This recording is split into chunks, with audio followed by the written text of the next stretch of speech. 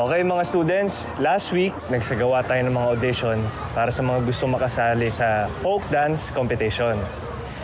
And ngayon, congratulations sa inyo dahil kayo ang napili para makasali at maging pambato ng school natin.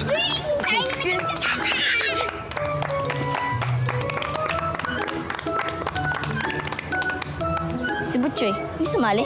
Ano niya daw yung mga practices? Sabi niya mapapagod at magugutom lang siya. Okay.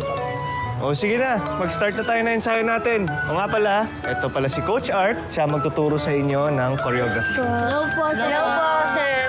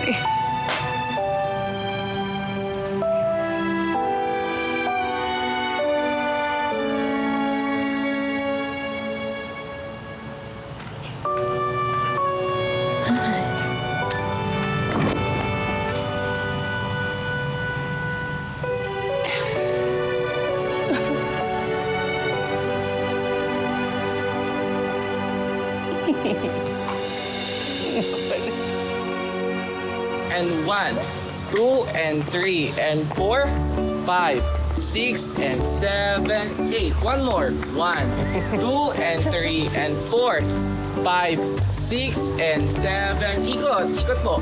Ikot. Ikot po. Sige po, ikot na lang po sa pwesto mo. Like ganito. Ikot, Yan. ikot daw. Pag ganun, Ikot pag lang po. ganito. Ikot lang yun. Ikot ka lang. Yan. One more. 5, 6, 7. Ikot. Ikot. One more.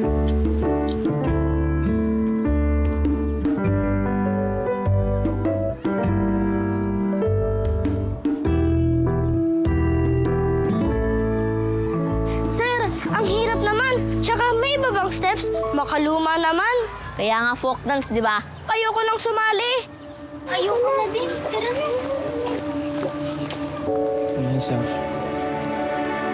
Ang hirap. Hindi ko kaya na ako nag-back out. Magagamay mo na yun. Siguro sa simula. Sam, kayo rin. Ganyan talaga sa umpisa. Kailangan natin mag-ensayo ng maigi.